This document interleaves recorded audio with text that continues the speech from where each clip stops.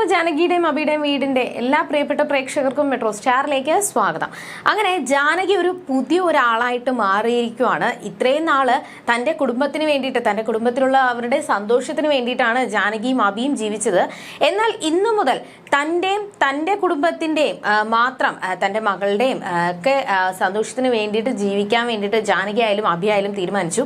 എത്രയൊക്കെ നമ്മൾ സ്നേഹിച്ചാലും നമ്മളിവിടെ നിന്ന് പോകുന്നു എന്ന് അറിഞ്ഞപ്പോൾ പോലും ആരുടെ മനസ്സിൽ കണ്ണീരോ ആരുടെ മനസ്സിൽ സങ്കടമോ അല്ലെങ്കിൽ കണ്ണിൽ നിന്ന് ഒരു തുള്ളി കണ്ണീര് പോലും വന്നിട്ടില്ല. കുറച്ചുനാള് ആ ഒരു സങ്കടം കാണും, പിന്നെ അവരും അത് മറക്കും എന്നുള്ളൊരു സത്യം ജാനകി ആയാലും അബിയായാലും തിരിച്ചറിഞ്ഞിരിക്കുവാണ്. അത് മാത്രമല്ല, അപർണയ്ക്കെതിരെയുള്ള കരുനീക്കങ്ങളാണ് ഇപ്പോൾ ജാനകി നടത്തിക്കൊണ്ടിരിക്കുന്നത്. അപർണയുടെ ചതി പുറത്താവാൻ വേണ്ടിയിട്ട്, അപർണ കാണിക്കുന്ന ഈ നാടകങ്ങൾ പുറത്താവാൻ വേണ്ടിയിട്ടുള്ള പുറത്താക്കാനായിട്ടുള്ള ശ്രമത്തിലാണ് ജാനകി. അപ്പൊ ഇനി എന്തൊക്കെയായിരിക്കും സംഭവിക്കുന്നത് എന്ന് നമുക്ക് നോക്കാം. അതിനു മുൻപ് ആദ്യമായിട്ടാണ് ഈ ചാനൽ കാണുന്നതെങ്കിൽ തീർച്ചയായിട്ടും സബ്സ്ക്രൈബ് ചെയ്യുക. അപ്പോൾ ഞങ്ങളിടുന്ന പുതിയ സീരിയൽ റിവ്യൂ വീഡിയോസ് എല്ലാം നിങ്ങൾക്ക് ലഭിക്കുന്നതായിരിക്കും. അപ്പോൾ ജാനകി നിരഞ്ജനെ കണ്ട് സംസാരിച്ച് എല്ലാം തിരിച്ചു വന്നു. അപ്പോൾ ജാനകിയെ കാണാത്തത് കൊണ്ട് പൊന്നുവിനോട് അബി ചോദിക്കുകയാണ് അമ്മ എവിടെ പോയി.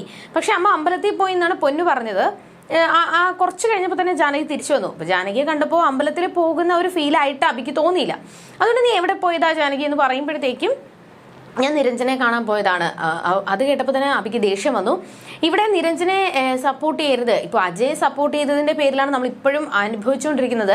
അതിന്റെ കൂടെ നിരഞ്ജനെ നീ കാണാനും സംസാരിക്കാനും പോയി എന്ന് അറിഞ്ഞു കഴിഞ്ഞാൽ അച്ഛൻ എന്തൊക്കെയായിരിക്കും ഇവിടെ കാണിക്കാൻ പോകുന്നത് എന്നൊക്കെ പറഞ്ഞുകൊണ്ട് അബി ദേഷ്യപ്പെടുകയും, ഇനി മേലാൽ നീ നിരഞ്ജനെ കാണാൻ പോകരുത്, എന്നോട് ചോദിക്കാതെ എന്റെ അറിവില്ലാതെ നീ എന്തെങ്കിലും കാര്യങ്ങൾ ചെയ്തു കഴിഞ്ഞാൽ പിന്നെ അത് നമ്മുടെ ദാമ്പത്യ ജീവിതത്തിനെ തന്നെ ബാധിക്കും എന്നൊക്കെ അബി പറഞ്ഞപ്പോൾ ജാനകിക്ക് ഒരുപാട് സങ്കടം തോന്നി. അങ്ങനെ ജാനകി പറഞ്ഞു, ഞാൻ നിരഞ്ജനെ ഇങ്ങോട്ട് കൊണ്ടുവരാൻ പോകുന്നത് വേറൊന്നിനും അല്ല, നമ്മുടെ പൊന്നുവിന് ഫുഡ് പോയിസൺ വന്നു എന്നല്ലേ എല്ലാവരും പറയുന്നത്. പക്ഷെ ഫുഡ് പോയിസൺ അല്ല എന്നും അത് അപർണയുടെ ഒരു ചതിയായിരുന്നു എന്നും എന്നെ ആ ഒരു വിളക്കെടുക്കാതിരിക്കാൻ വേണ്ടിയിട്ട് എനിക്ക് തന്ന പായസത്തിലെ ആ ഒരു ഉറക്ക ഗുളിക കലക്കിയതാണ്. പക്ഷെ ആ പായസ ഗ്ലാസ് കിട്ടിയത് പൊന്നുവിനാണെന്നും ഇതിന്റെ തെളിവായിട്ട് നളിനീച്ചി എല്ലാം സമ്മതിച്ചിട്ടുണ്ട് എന്നൊക്കെ ജാനകി പറഞ്ഞപ്പോൾ അബിക്കും അതൊരു വിശ്വാസമായി. ഇത് കേട്ട അബിക്ക് ഒരുപാട് ദേഷ്യം വന്നു. അതിന്റെ കൂടെ തന്നെ നമ്മളിവിടെ ഇത്രയും നാൾ ജീവിച്ചത് കുടുംബത്തിന് വേണ്ടിയിട്ടാണ്, പക്ഷെ നമ്മളിവിടുന്ന് പോയാലും ഇവിടെ ആരും സങ്കടപ്പെടാൻ പോകുന്നില്ല എന്നൊക്കെയും കൂടി ജാനകി പറഞ്ഞപ്പോൾ അബിക്ക് നല്ല ദേഷ്യം വന്നു. ഇതിന്റെ പേരിൽ അച്ഛനോട് സംസാരിക്കാനായിട്ടും അപർണ വേണോ ഞാൻ വേണോ എന്ന് തീരുമാനിക്കാൻ വേണ്ടിയിട്ടും കൂടിയാണ് അബി നേരെ താഴോട്ട് പോയത്. പക്ഷേ അതിനു മുന്നേ തന്നെ ജാനകി ഇങ്ങനെ കാര്യങ്ങൾ അബിയോട് പറയുമെന്നും തനിക്കെതിരെ ഇങ്ങനെ ഇവരെ വന്ന് നിൽക്കുമെന്നും അപർണയ്ക്ക് അറിയാമായിരുന്നു. അതുകൊണ്ട് തന്നെ അപർണ ഒരു ചെറിയൊരു കരുനീക്കം മുന്നിലോട്ട് കാണിച്ചു.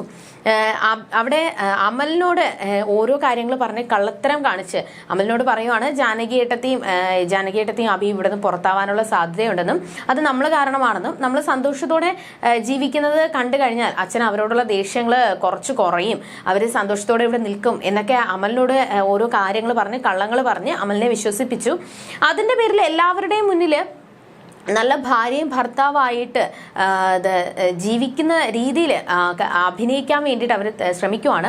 അപ്പൊ ഇത് കണ്ടപ്പോൾ അബിക്കും ഒരു തോന്നൽ മനസ്സിൽ വന്നു. ഇങ്ങനെ സന്തോഷത്തോടെ അവർ ഇങ്ങനെ ജീവിക്കുന്നത് കാണുമ്പോൾ എങ്ങനെ അപർണയ്ക്കെതിരെ കുറ്റങ്ങൾ പറയും, അച്ഛനെതിരെ സംസാരിക്കും എന്നൊക്കെ അബിയുടെ മനസ്സിലൊരു തോന്നൽ വന്നു.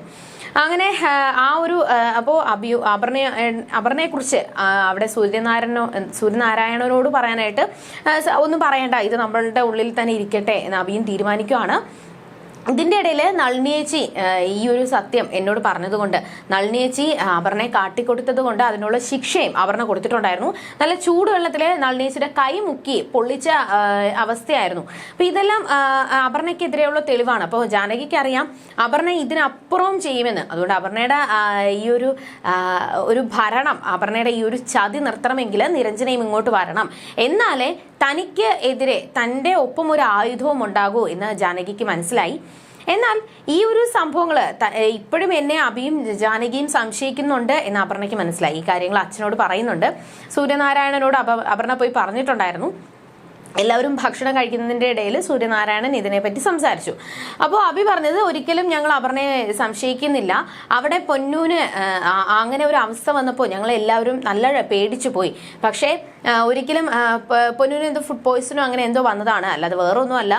പിന്നെ അപർണയ്ക്ക് എതിരെ തെളിവുകൾ ഞങ്ങളുടെ കയ്യിലുണ്ടെന്നും അപർണയുടെ ചതി തിരിച്ചറിഞ്ഞു എന്ന് മനസ്സിലാക്കിപ്പിക്കാൻ വേണ്ടിയിട്ട് അവിടെ ഡോക്ടർ പറഞ്ഞത് പൊന്നൂന് സ്ലീപ്പിംഗ് പിൽസ് കൊടുത്തിട്ടുണ്ടോ എന്നാണ്. പക്ഷെ ഞങ്ങൾ ഞങ്ങൾക്കറിയാം സ്ലീപ്പിംഗ് പിൽസോ അങ്ങനെ ഒരു വിഷാംശവും ഒന്നും പൊന്നുവിന്റെ ഉള്ളിൽ ചെന്നിട്ടില്ല എന്ന് ഞങ്ങൾക്കറിയാം.